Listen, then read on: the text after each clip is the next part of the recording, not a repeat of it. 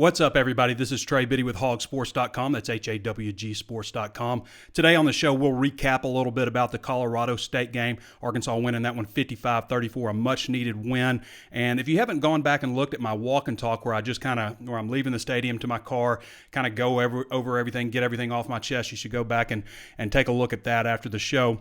Danny West is going to join us, talk a little bit about recruiting and give his thoughts on the state of the program and, of course, what happened with the Colorado State win. And Chad Morris had his Monday press conference. We'll go over the latest stuff with that, injury news, and more. All that and more on Hog Sports Live.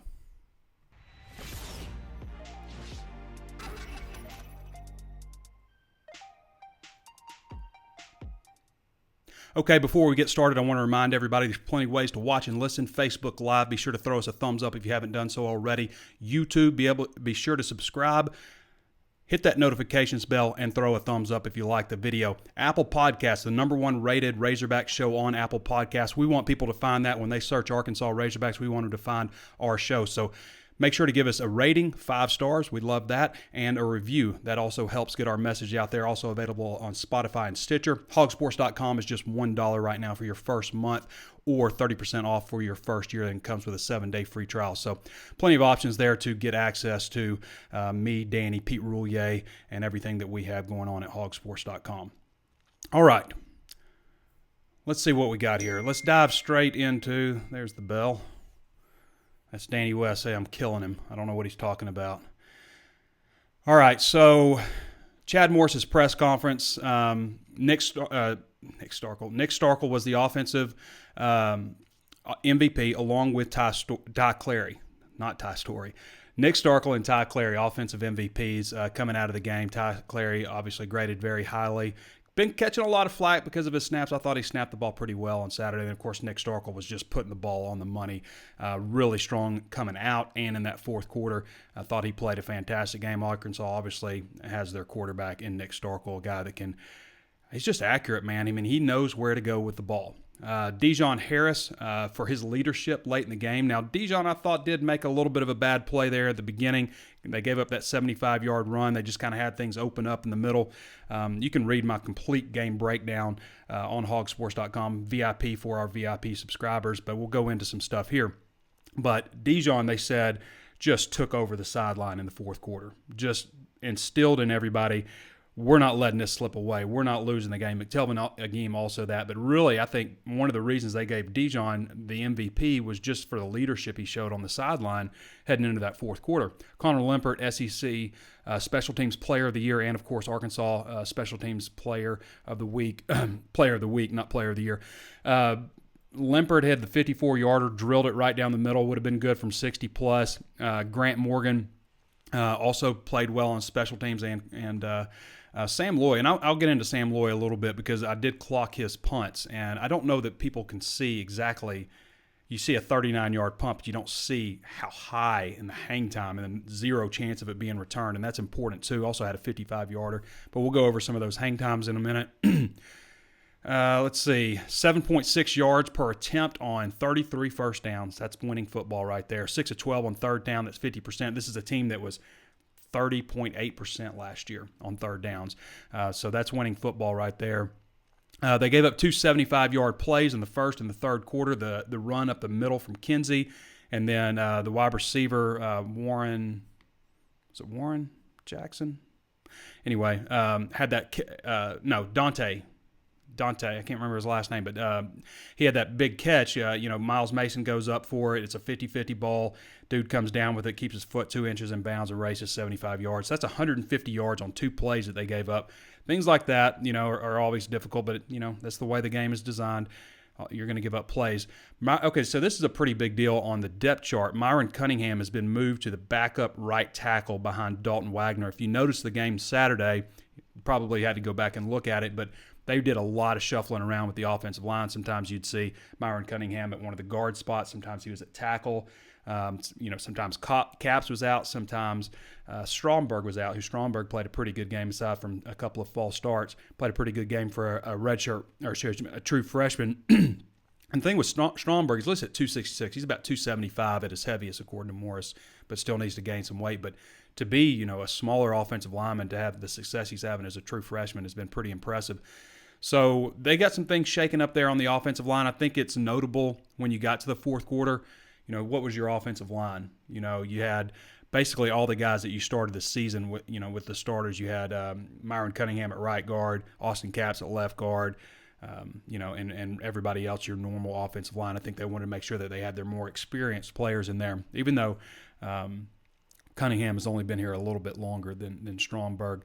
So as far as injury stuff goes, it's a clavicle sprain for Bumper Pool. So I believe that's right in here. I think that's right here, and there's different grades. There's a grade 1 and 2. If he has a grade 1, it's 1 to 2 weeks for that. So clavicle sprain for Bumper Pool, and I saw him go down when I was rewatching the game. I saw him go down. He comes in the next series, I think maybe the next 2 series, and sometimes with soft tissue, you don't realize how bad it is. I know I've sprained my ankle before, like really bad, and playing basketball, and kept playing, and then after a while, I was like, man, this is kind of getting to me, and then the next thing I know, it's swollen up that big. So those are some of the main. Well, Monteric Brown has a muscle strain. We're not thinking that's going to affect him, but he was out for like the last 4 series when we saw Ladarius Bishop in there. Zach Williams is going to miss a couple of weeks. He's got a knee, so I'm guessing that's a knee sprain. I guess it would probably be like an MCL type of thing, some kind of cartilage, something. Yeah, Zach Williams out a couple of weeks, but they do get Jamario Bell back, and I think they're going to need Jamario. Now, those freshman ends have done well, except for, they just need to add strength. They need to get stronger, and Jamario was a guy that I saw in the preseason. I remember the first time I saw him out there, his arms were just huge. He's just gotten so much bigger, so I think having his strength out there will help them hold that edge a little bit better. Not that it was all on the freshman ends for giving up contain, but because they did have a lot of success running outside. But I think having Jamario back will help. That position's been snake bitten. I mean, you've lost Eric Gregory. Gregory should start working back in, but now you've lost Zach Williams. You lost Dorian Gerald. Jamario Bell has missed 3 weeks, 2 weeks. So you've been a little bit snake bit at defensive end. Jordan Jones should start getting back a little bit of work. He had surgery on a high ankle sprain. And then Hayden Henry looks like he's got a bit of a shoulder from that big hit that he delivered at the end. I don't know if that's going to hold him out any at all, but that's pretty much it. So, going back and look at the stats, Starkel 20 of 35 for 305 yards, 3 touchdowns. You take that about every week. It's good to see some other running backs getting involved besides Rakeem Boyd. Devwall Whaley had 9 carries for 81 yards. That's about what you'd like to see. 20 carries for Rakeem, 10 carries for Devwall if he's going to continue to produce like that. Chase Hayden got a couple for 17 yards.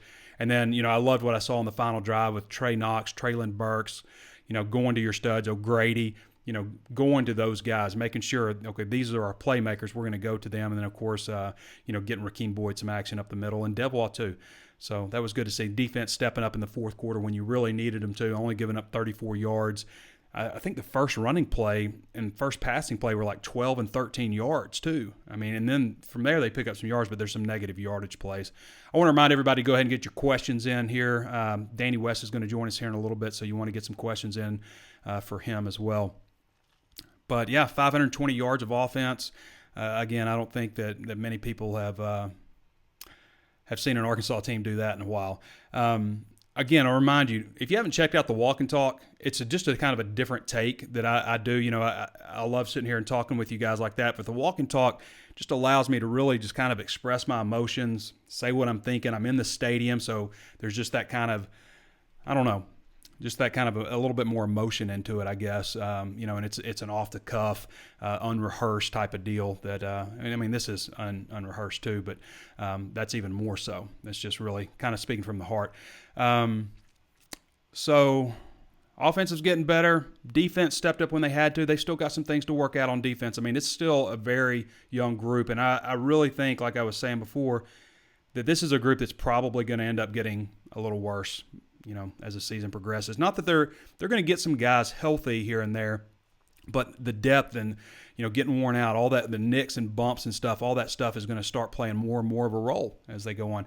Let's get to Chad Morris. This is Chad Morris's introduction on Monday's press conference, about 2 minutes here.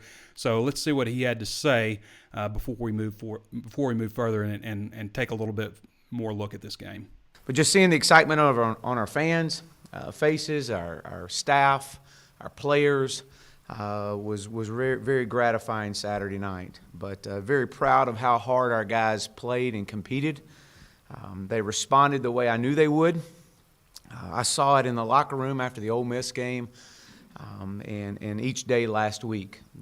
We had one of our best weeks, if not the best week of practice that we had since I've been here last week. And it was all credit to our staff and to the players for responding the right way.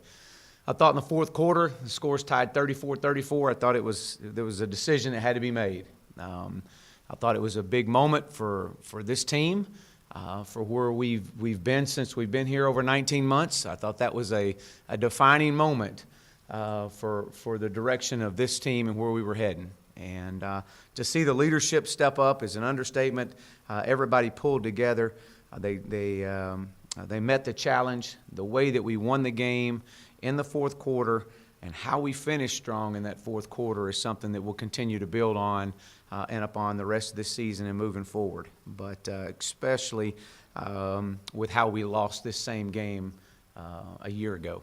So we're very pleased with that. Again, I want to talk a little bit more about our leadership and in that fourth quarter moment, really what kind of defined the line in the sand at that point. But players of the game offensively were Nick Starkel and Ty Clary. Ty Clary played the best game I've seen him play since he's been here. He continues to improve. This is not something that's just happened over the last year in fall camp. This is a young man that has made a commitment and has dedicated himself through the course of winter conditioning and into spring ball. And he continues to improve and be a leader in that offensive line room. It's great to see that. It's the best we've executed offensively. Without question, we were balanced, and I think that opened up a lot in our run game. But it all started with being efficient and being effective on first down. We averaged 7.6 yards on 33 first down attempts.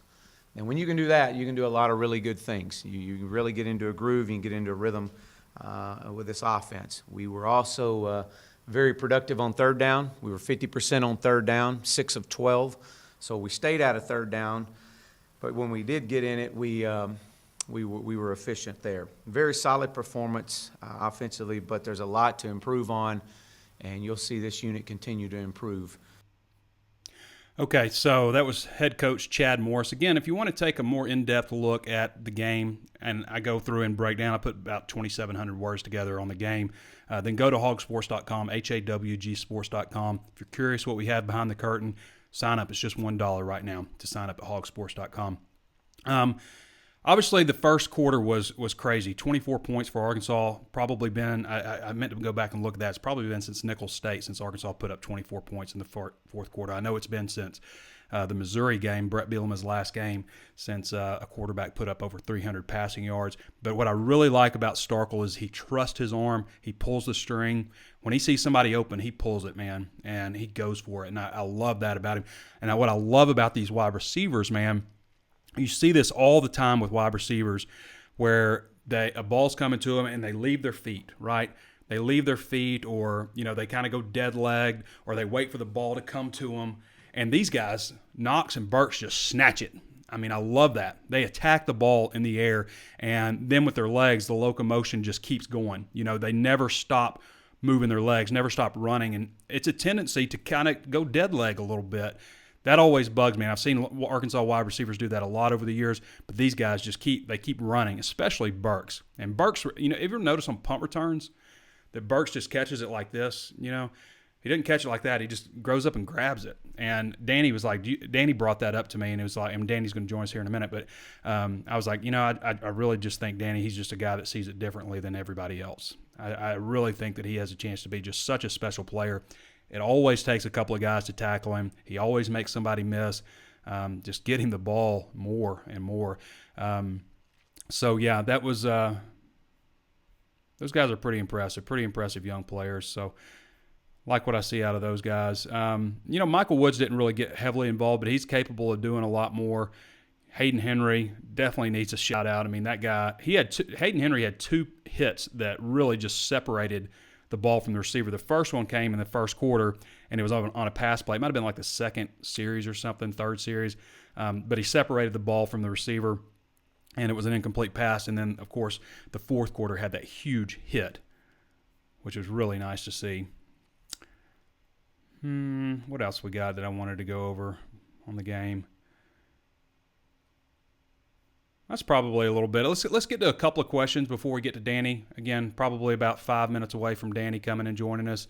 Let's see. Somebody asked about the 4th and 1, but it's already rolled off the page. If Morris was going to do that, if it was the fans booing, I don't know. I kind of thought maybe the fans might have had something to do with it. But he said he saw the look in the players' eyes that they wanted to go for it and was like, all right, let's do it. But at the same time, I don't know. The fans might have. I definitely thought they should have gone for it there. And obviously, it worked out, but it didn't work out because Stromberg jumped off sides. Graham Cox says, my bald-headed brother. You rolled off the page, Graham, right as I was reading it. Try to get back in there. That's all I got is my bald-headed brother. Cedric Hurd said, you see the defense improving enough to slow SEC offenses to squeeze a win. I mean, I still think that there are 3 games that they can possibly win. I mean, I wouldn't shut – that Texas A&M game could be kind of funny. Because you do have such a Texas A&M impact on this roster with Nick Starkel and Rakeem Boyd, Chad Morris having gone to school there, and then John Chavis' last stop before coming to Arkansas. So I do think that there's a little bit of that aspect to it that could play into that game. Texas A&M's a fairly young team too. Arkansas is the youngest team in the SEC right now when you consider underclassmen, and I can't remember who posted that on our board, but that's another reason subscribe to HawgSports.com because of our in-the-know posters that make fantastic research posts. Cedric Hurd says, you see the defense improve. I just read that. But what I will say is I would be concerned about their depth overall as the season progresses. I just think that's going to come into play on them. I mean, we've already seen them be impacted because of injuries so far and some key ones. They haven't gotten lucky in the injury department, and you needed to get lucky going into this. Martin Griffith says, what's your opinion on how our defense will hold up against SEC competition? Kind of mentioned that, Martin. Matt A. Worley says, Scuda is great in the box, but you get him outside of it going east and west, and running backs outrun him. I feel like he's been faster. I don't know if he's dealing with something, but Scuda's got pretty quick feet, especially to be as big as he is. I've seen him close on guys better than he's been doing this year. So I'm wondering if he might, and you mentioned that he looks a little slower this year. You never know. It could be, a little bit of a foot here and there. He did have the foot injury in the spring, so maybe something's bothering him. Matt A. Worley told you, said Morgan was going to have a good game, but I think he was used enough Saturday. Every time he was in there, he was making plays. Yeah, I mean, they've got some guys making plays at linebacker. I mean, that was an area that you were really concerned about, but the way Hudson Henry's playing, Devon McClure played pretty well Saturday too, and then you know what you're going to get out of Grant Morgan. Trent Clark says Whaley and Boyd put up some good numbers also. Absolutely they did. That was a career high for Rakeem Boyd and Whaley's best game so far this season. Henry looked good Saturday, says Linda Somervall. Yes, yeah, he did. He played well. Michael Middleton says TV broadcast mentioned that Starkel having 30% of the playbook as a starter. How quickly do you think that will progress? Here's the deal with that 30%. 30% is their base package on offense, okay? He's got more than 30%, I think. But everything else beyond that, the 30% is the hardest part to learn because everything out of that is window dressing with this offense. So it's kind of a little bit misleading. It's not like everything's equal 30%. 30% is probably the toughest part. Dustin Hoofman says, great to see playmakers have big plays because they got the ball in a position to be able to make a play, absolutely, and going to them. I'll say this. This is something that I leaned over to Danny and said, on Arkansas's first drive when they get in the critical zone, which, about inside the 30-yard line when you start thinking, all right, points are coming, field goal or something. I told Danny, I said, the difference in Bobby Petrino and most coaches is Bobby Petrino starts taking strikes at the end zone here. And I loved seeing it. The first play when they got in the critical zone, zaps it to Trey Knox from like 30-something yards out. I loved seeing that play. That just tells me killer instinct. And a lot of that's on Starkel, but a lot of that's on the coaches putting that play in there. So throw a thumbs up if you like that. A lot of coaches, just try to inch their way in there, and Petrino would always take strikes, so love seeing that. Michael Lewis says, what's up, cousin, ? Are we? I think I know all my cousins, Michael. Trent Clark says, keep up the walk and talk. I enjoy it. Like I said, people seem to really like the walk and talk, so if you haven't watched it, I'll provide a link on YouTube right about, well, I'll do it. Probably I've already done it, but on YouTube I'll do that. John Steele says, is Spivey or Henry hurt? No, they're not hurt. Well, which Henry? I assume you're talking about Hudson, but, he just hadn't gotten in there yet. They've got a lot of older tight ends that they've been using, and, he did get set back a little bit with the concussion. Spivey, I think they may try to hold on to his red shirt based on the way things are going right now. All right, I told Danny that I'd get him in 20 minutes. He said I was killing him. I don't know what he's talking about, killing him, but sometimes he's got a lot of things to move around to get on this 2:30 show. So let me bring Danny West up on the horn, and we'll see what he's got to say about recruiting, and we'll get to some of your questions. What's up? What's up, Danny? How you doing? How am I killing you, man? Oh, time schedules. You know how it is with youngins. Yeah, I hear you. That's what I was explaining to everybody. We got other things we got to do. It's such a weird hours job having the job we have. Just not having much time on the weekends, working until like 3 o'clock on a Saturday night, stuff like that. But it's part of it. Yeah, love it though. That's part of it. I got my yellow glasses. I just put my yellow blue blocking glasses on for everybody to see. We were talking a lot about that. I'm worried about getting macular degeneration. All the research says that you stare at blue light too long is you're going to lose your eyesight. So blindness scares me a little bit, but I wear these all the time for anybody concerned about their eyes and help block out the blue light. So You're Danny, worried about getting what now? Macular degeneration. If I can't spell it, I'm worried about it too. Yeah, exactly. So Danny, your thoughts on the game? We haven't gotten your take on the game. I assume you went back and watched it, did you? Oh yeah. I went back and watched it, and I don't know, man. Everybody's feeling good again. I told people before the game, I just want to be able to walk back to my car after the game and see people smiling, having a good time. Yeah. And that was the first time in a long time that people were actually doing that. I walked by the facility. Trey Knox, Drew Vest, ran into those guys. Everybody's all smiles. It's just been a while since everybody felt really good about something. Yeah. And I know it's just one game. Let's not get ahead of ourselves here. I think the defense, Trey, believe it or not, if they'll just cut down on some of those chunk yardage touchdowns. Yeah, 2 plays for 150 yards. Yeah. Yeah, I mean, it's not like they're giving up a lot of them either. I just looked it up. They're actually middle of the pack in the amount of chunk yardage plays. We're talking, runs of 15 or more, passes of 25 or more is what qualifies as a chunk yardage. And but it seems like the ones they do give up, they're going for touchdowns. You remember the 32-yarder against Portland State, big tight end. Yeah. Last week they gave up a 46 and a 26 at Ole Miss. And then Saturday, as you said there, 2 75-yard plays. So just cut down half of those, and, man, you're in a pretty good position defensively. And then offensively, I'm like anybody else. It's about time. They figured out that quarterback spot. And, hey, I think they've got some options now. And it's not just because of Starkle, but you're seeing those young receivers grow up right in front of you.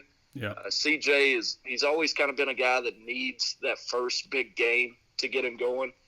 And so I think he's ready to go now. You would hope Devois keeps running the way he did Saturday. And, the offensive line, seems to me they're still shuffling some guys, which I'm okay with. Mm-hmm. But I think Ricky Stromberg has really given them a boost, being able to jump in at left or right, either way. Myron Cunningham, same deal. They cross-trained those two guys during fall camp, and I think that's helped them. Yeah. The first 3 games here. It looks like they're going to keep Cunningham at tackle as much as possible. I think they just like him there better. That. Unless they have an injury, then they'll look at getting their best 5 out there. But Danny, Annabelle had a little friend over. My 6-year-old daughter had a little friend over, and her mom came to pick her up yesterday. And she's like, I was sitting there, and I like the game, but I don't care that much. And she was like, but I was just praying for Trey. I was like, let them win for Trey. Because she gets it, I guess. Her and my wife been talking or something, but she gets it, because we can't just like step away from it. We're living it, right there with them. So, but she was like, I was just praying. I was like, just let them win for Trey. And she said, my wife was like, yeah. So when I was watching that first game, she's like, I never screamed so hard for them to win. So I was watching that first long 75-yard play. She's like, I just felt sick, and my friend's next to me trying to cheer me up. But we don't give Mary Linda and Ashley enough credit because they got to live with us, and we're just supposed to be consumed with negativity. And it's tough. I mean, that's the job. We could be digging ditches though, Danny.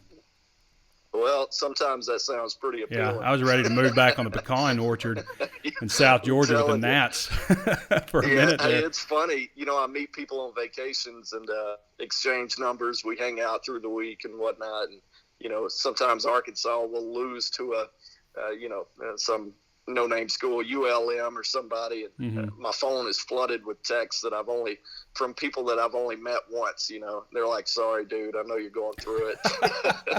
Complete strangers are just, it's a pity party. Yeah, that's good stuff. Love it. So Danny West joining us. Danny has been with us for about a decade on the payroll, Danny, at HawgSports.com, HawgSports.com. Most of his stuff is VIP, so if you want the inside recruiting scoop and really not just like, what's been happening in recruiting, but what's going to happen, where this thing is headed, really inside information, who they're actually recruiting, who they really want, all of that kind of stuff, then you need a VIP membership to HawgSports.com, HawgSports.com, part of the 24/7 Sports Network, and that is your independent leader on Razorback athletics and recruiting. So, Danny, what's going on in recruiting, or what's happened in recruiting just lately? What can you keep us up to date with? Yeah, just going through some of the names from this past Saturday. Obviously, Amarion Harris, the 2022 offensive lineman, he's going to be a national recruit if he's not already. He came up this past weekend. They had a lot of guys from Joe T. Robinson showed up at the game. It was not a very eventful, visit list this past weekend. And, we expected that. These first few home games here, it's, you're just not likely to see a bunch of big-time recruits. But Amarion was here. He's been here plenty of times before. There was a kicker out of Tennessee, Connor Wood. I want to mention Mason Brotherton from Mena, the 2021 tight end. He's a guy to keep an eye on. JT Towers, also from Robinson. He's a 20 linebacker. I think he really impressed me at camp, so I'm hoping somebody will take a shot at JT. He's a good-looking kid. They put out a new offer, I want to say Friday or Saturday. Cameron Miller, he's a 2022 wide receiver out of Memphis Academy of Health Sciences, which I would imagine is quite a bit different than Rising High School. But, I talked to Fitzroy Gardner. He's a JUCO defensive end, outside linebacker. Iowa Central, I want to say, Trey. So forgive me, I don't have his profile right in front of me, but I just talked to Fitz, and he's looking at December for an official visit here. They're still maintaining contact with him, so that's an interesting one. I think they would like him as a defensive end. He probably prefers playing linebacker, but he's okay with whatever. So keep an eye on that name, Fitzroy Gardner. Fitzroy Gardner. All right. We'll keep an eye on Danny West also for all the latest recruiting news. So, Danny, you want to get into some of these questions here? Let's do it. All right. I don't know if I have recruiting questions or not. I just like to kind of go through them and sure. I'm setting myself up to say something, that somebody types in here. But Casey Rowland says, what are your thoughts on the record at the end of the season? Dadgummit. I just lost it. Man, they're rolling off fast. We got a lot of people on here, so what's your thoughts on Casey Rowland's questions on the record at the end of the season? We both went 6-6 heading into this one. We did, and I've seen a lot of people since they won that game Saturday saying, "Hey, we're probably still only going to be 4-8, but at least it's a win." I'm not so sure, Trey. I'm looking around the conference right now. I get it. Arkansas lost at Ole Miss. That was their big opportunity, right, to make people feel really good, but. When you look at Kentucky right now, they played a really good game against Florida. Probably should have won it. But they've got Sawyer Smith at quarterback. I know they're physical. I know their offensive line is good, but I'm still not sold. I still think that's a toss-up game for Arkansas. Mississippi State doesn't look great right now. They've got quarterback concerns. And, here's Nick Starkel. Suddenly Arkansas is looking pretty good at the quarterback spot, So – I just looked up a stat, not to get off track here, Trey, but just looked up some stats, SEC stats this morning. Would you believe Nick Starkel, he didn't start the first two games. He's already got more completions of 25 yards or more than Jake Fromm at Georgia. Really? And he's only one behind Tua at Alabama. So, man, I'm sitting here looking at the offense. If they can keep this thing going, I think you start to feel really good about where you're at with the quarterback. And then Missouri, they've already lost to Wyoming. Sure, they bounced back against West Virginia, but my point is, and then, Texas A&M we'll see in 2 weeks, but that's always kind of a toss-up game, no matter what the talent or mojo is going into that game for either team. It's probably going to be another close one. So that's a handful of games there that, hey, don't punch them in at 4-8 just yet, folks. I think they still got a shot at postseason play. So the Texas A&M game is picked up for an 11 a.m. kickoff. I thought that might get a better kickoff because Arkansas is going to be, almost certainly 3-1 headed into that one. I thought that would get a better kickoff. But here's what's happened since Texas A&M has joined the SEC. Remember, everybody was talking about the SEC expanding west is going to be a good thing for Arkansas. So this is mostly on Brett Bielema, obviously, but Texas recruiting has been until Morris got here, it was atrocious from 2013 to 17. And when Morris got here, there were fewer than 10 scholarship Texans on the roster. So it didn't make this huge difference in recruiting. The bottom line is you got to have people who are familiar with Texas to recruit Texas. Arkansas has lost all 7 meetings since Texas A&M has joined the SEC after winning 3 in a row the years before that, including their worst loss ever to Texas A&M, 58-10 in 2012, the first year when they went down there to Arlington, or excuse me, not to Arlington, but to College Station in 2012 and faced Johnny Manziel. And that was actually with a team that was preseason top 10. Everything just kind of went downhill with obviously with John L. Smith coaching that first year. 3 of those games have been in overtime that they've lost, and 4 of them have been by 7 points, including last year's game. Out of the 7 that they've lost. So, and in addition to that, the SEC and Jeff Long let this happen where the SEC took that Friday post-Thanksgiving game against LSU away and replaced the Aggies, of course, in that game. Of course, they played on Saturday, but Arkansas plays Missouri, which just has not had that same pop as the LSU game has had. It's just kind of been, Although I'm looking forward to that one being in Arrowhead. I think that'll be good next year. So those are the things that have happened for Arkansas. And on top of that, Texas A&M is the highest revenue program in the country now with all the SEC network deals and all that stuff. Yeah, just edging out Texas. So hey, I got to tell you, Trey, I like the 11 o'clock kickoff. That is also the first day. Some of our listeners appreciate this now. First day of bow season here in Arkansas. So 11 o'clock kickoff might give you a two hunt day. Okay, so you get the morning hunt before the game. For me, I'm looking at it from a media standpoint. The game lasts 3.5 hours, ought to be done by 2:30, 2:45 or so. Hey, you can get back on the deer stand if you wrap up all your work, Trey. Yeah. So well, I'm looking at it from my perspective now. You got a 50% chance it'll be overtime. Pete was saying, Pete will be down there, and Pete was like, it's 11 o'clock. Yes, I'll finally get to go out in Dallas. I was like, why are you going to get to go out in Dallas? I'm not getting you a hotel room where you said you can come on home. No, I might hook Bring you it up. on back. I was like, hey, we've done it down and back before. Oh, yeah. Yeah, we have. Absolutely. Yeah. All right. Well, unfortunately, everybody, all the questions are rolling off so fast. We've had 250 people on here pretty consistently. So if anybody's got any advice on how to stop all the questions from rolling off, then I would love to have it. Put it in the feed, and if it doesn't roll off, then I'll read it out. Graham Cox says, "Oh, nope, he doesn't. He's disappeared." Jerry Sanders says, "Let's talk about Hammonds playing in this fast-paced offense." Yeah, Hammonds good. Hammonds has got what? One more game. He'll be back for the Texas A&M game, right? So that'd be another guy that maybe could help him a little bit in the rushing department. Ricky Williamson says, Trey, we still need to get Devion Warren more involved. They just ran the one end around. They threw to him. He had a kind of a rough series on Arkansas's, was it second or third series, where he had that end around. He had a little bit of space, but he got bottled up, and then they threw to him on third down, and he, it was a tough catch, but he dropped it, and they had to come off the field. I can't remember when that was, but it was back to back. Kyler Mahaney says, any chance Hudson Henry gets some playing time? Harrell's hands are spotty. I was glad to see Harrell redeem himself on that touchdown catch, because he has been catching it, and he's a guy that's really helped him, I think, in the run game.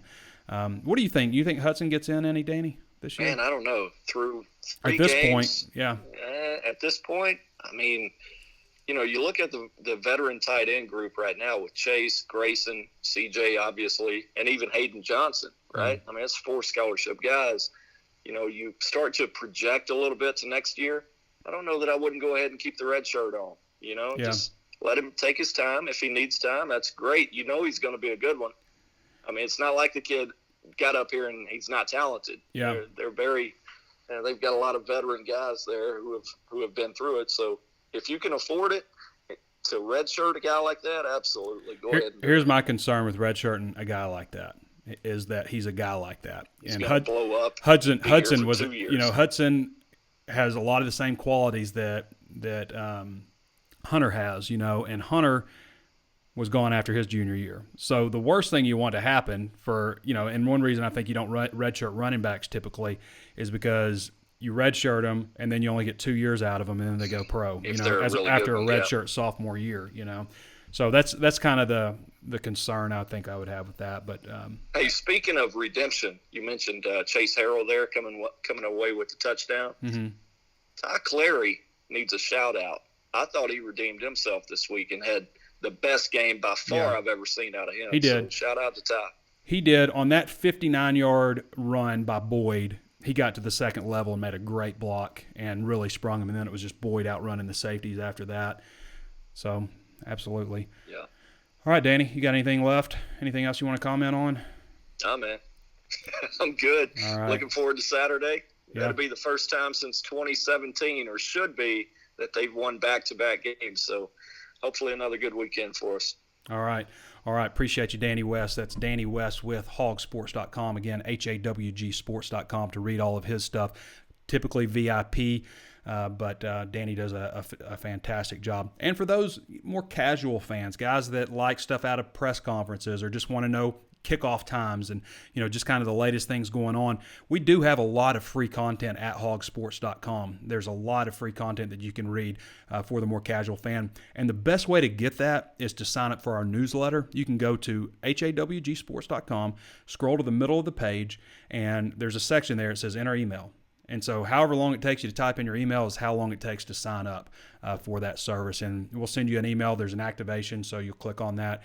And then we'll send you stuff every morning with mostly free content. We'll probably send out like 5 free content items and maybe 1 or 2 VIP that'll clearly be marked VIP items, but mostly free content. And also, anytime there's breaking news, if there's a commitment, you'll get an alert sent to your email. If there's like today with the Texas A&M game being announced, the game time, that's the kind of stuff that we send directly to your inbox, so you're alerted anytime. So go to the middle of the page where it says enter your email and enter and hit sign up, and that's literally all you have to do to get free Razorback content in your inbox. All right.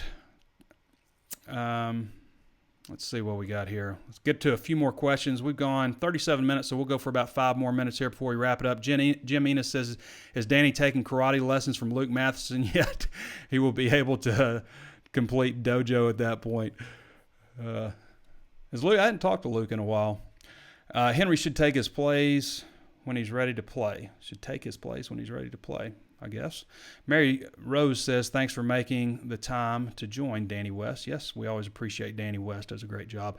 Aaron Wright says, love seeing the leadership quality in Nick and that hope Bobcat dominating on defense. Yep, McTelvin Agim. They keep double teaming him. Yeah, and that's one unfortunate thing with losing Dorian Gerald is, McTelvin draws a lot of attention now, and that wouldn't have happened if you'd had Dorian out there. So that's unfortunate, but loving what I see out of Nick Starkel. Pam Lindbergh says, just glad the team pulled a win in the fourth quarter and to scoop and scores in the back of back games. Just excited for the future. Yeah, defense has been putting up some points. That's a good point, Pam. Michael Passarelli says, line was better with it back. Offensive line was better. Offensive line played pretty darn well. And you always feel like they didn't play that well, but that's why I'm always hesitant to like talk about the offensive line in postgame unless it's just blatantly obvious, I'm usually kind of hesitant to talk about them because I always start off with a game plan. I'm going to watch from the center out, and I start doing that. I always bring my binoculars. So first several plays, I'll only watch the offensive line versus D-line on both sides, see who's getting the push, because that's going to tell me. Basically, whoever's getting the push is, a strong candidate to win if you got playmakers. Garrett Haley says, I was disappointed we didn't run the Wild Hog any this weekend with a wink. I hear you, Garrett. I think they'll get back to it, though. I would like to see them get back to it with somebody else, with a KJ Jefferson or with a Traylon Burks. I think that would be cool to see. Another opportunity to give Rakeem a little bit of a break. But, hey, if Debois keeps going, then they've got some answers running the ball. Need to get Debois. If he can get 10 carries a game, get you some good production, that would be really good. Matt A. Worley says the left tackle was holding solely big time on that first TD run, but Curl did take the wrong angle. Yeah, you're right. It looked like, Soley only has one good arm, but it looked like the club was getting pulled that way. I agree with you on that. Now, I will say this, too. There was a play to the end zone. I think it was intended for Devion Warren, who we were talking about a minute ago, and I get the quarters screwed up. But the dude was face guarding. He was all over him and just kind of raising his hands up, never turned around for the ball. And then later in the game, Joe Fouché, I believe it was Fouché, got called for the exact same thing. And on that play, they called Joe Fouché for a pass interference, which it was pass interference. But they also missed a hold on Soley. I believe the dude had him from behind, and then another guy had Gabe Richardson tugging him from behind. So they missed 2 holding calls, but made sure they got that pass interference. Garrett Haley says, well, I know it was. I can't even remember what you asked, Garrett, but I appreciate you being active on here, man.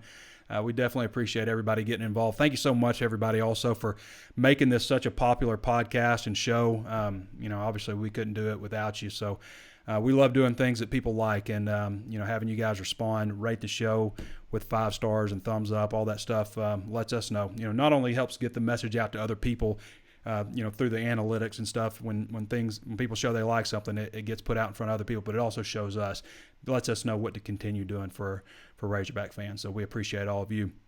Jason Redmond says, I want to see a game be a monster. I know he draws some double teams at times, but I'd be lying if I say this guy didn't. If I'd be lying, I'd be dying to see this guy destroy a quarterback. It just never really happened. Yeah, I mean, he makes plays in other ways. I mean, I think the NFL guys see his impact on the game, but yeah, it's definitely hurt him not having a really experienced defensive end, who's an older player, stronger. And that's where I think Jamario Bell can help them a little bit, having a guy who, maybe can set that edge a little bit better while these young guys come along. I mean, they all need another year in the weight room. Of course, Colin Clay looks like an absolute animal out there. I mean, that guy's huge for defense. I can't imagine Clay not growing into a defensive tackle before it's all said and done. I think his dad's like 6'10", though. If he gets any taller, then I guess he wouldn't have much of a choice. Chase Hogan Jones says, I'm excited in the first place, the weekly pick'em. Oh, you're excited. You're in first place. Congratulations, Chase Hogan Jones. So we run a weekly pick'em. I should call them the pick'em. Weekly pick'em on HawgSports.com. And the winner of that's going to get a free year subscription to HawgSports. Michael Passarelli says he might be able to run the Wildcat. Exactly, Wildcat. Should be ready in 2 years. Terry Roy says a lot of SEC teams witness Arkansas's weakness on the defensive edge. So before SEC play begins, that needs to be addressed. Yeah, and unfortunately, Terry, I just don't know where that gets addressed. I mean, you really just need that year in the weight room. But I think you would hope that Jamario, having his size and experience, could come back and really put together the year that you would hope. He's coming back this week, hopefully, from his knee injury. Like I said, Jamario looks fantastic. I mean, he's bigger than I've ever seen him. That was one reason he was moved from defensive end in the first place. Just wasn't physically strong enough. But after being here for 4.5 years, he's bulked up. Morgan Adam Harris says, what are the chances we see KJ Saturday? It's possible. I mean, at the same time, if something were to happen to Starkville, I think they would go back with Hicks. So you want to make sure you continue working with him. But I want to see KJ too. I want to see KJ as much as anybody. Matthew Smith says, what about Eason, the linebacker from Memphis? So Bryson Eason is down to Arkansas and Tennessee. That's his 2 top teams right now. So He's got a teammate committed to Arkansas, which is an advantage. He's living in Tennessee, so there might be that impact. But I've got a crystal ball in for him to go to Arkansas, and I've had it in there for a long time. I think that's where he ends up. Initially, I was more thinking Arkansas, Oklahoma. So Michael Lewis says I was referring to another viewer. Sorry, Michael. Chase Hogan Jones says impressive stats for Starkel. Absolutely. Lauren Morris. Oh, you know what I wanted to get to? All right, I'm about to wrap it up because we've got a ton of comments here and we're already way over. So, but I want to appreciate everybody. But I wanted to get to, if I've got it brought up, I wanted to get to Sam Loy because I love, guys know I love timing punts. If I can find it, dadgummit, I had it brought up. All right, here it is in my last look section. This is, just one of the things. It's just special teams, but one of the things that I'll break down after the game. So what you can't tell on television if you weren't there is just how high and beautifully spiraled Sam Loy's punts are. And the reason I have this appreciation on these punts is because it's been such a struggle the last 2 years. And so I've been, personally excited about Loy. So his first punt was 6:11 to play, went 41 yards, and had a 4.51 second hang time with no chance of a return. That's what you want right there. 42 yards or so, you get 4.2 seconds. That's pretty solid. Its second one, 55 yards, checked up at the 1 yard line. That was a little bit lower, and he outkicked his coverage a little bit because you didn't have anybody there to recover it, but it sailed for 4.59 seconds. His third punt went 40 yards, hung in there for 4.49 seconds with again, none of these had any chance of return, and his fourth punt sailed 39 yards. So it was super high in the air.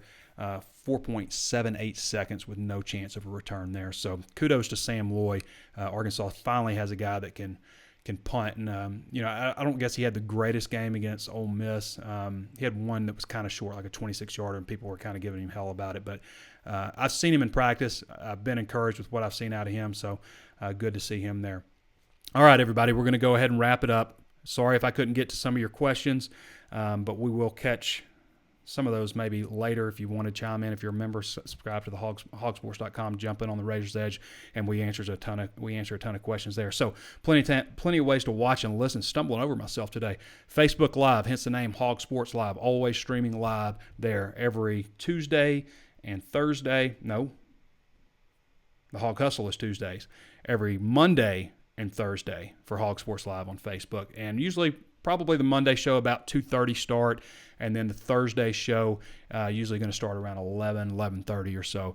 And then we throw specialty shows in there. If there's an emergency podcast that we need to address something, I do the post-game walk and talk. Sometimes if I'm not at the game, I'll do it from here. So plenty of ways to catch us at different times during the week. Always uploading on YouTube. Be sure to subscribe to the channel if you haven't done so already. We want to get those subscriber numbers up, of course. And hit the notifications bell so you're notified anytime that we upload a new video. And throw us a thumbs up if you haven't done so already. Apple Podcasts, this is very important. Apple Podcasts is a huge driver for our traffic. So if you're listening on Apple Podcasts, go ahead and shut it down right now because I'm not going to tell you anything you haven't heard. And go give us a 5-star review. Put something in there nice about us and throw those 5 stars. Really appreciate that. Also available on Spotify and Stitcher. So, everybody, I want to thank you for joining us again. We wouldn't be doing this show if we didn't know that people like it. So let us know what you like about the show and interact with it. For Danny West, this has been Trey Biddy with HawgSports.com, and we will catch you next time.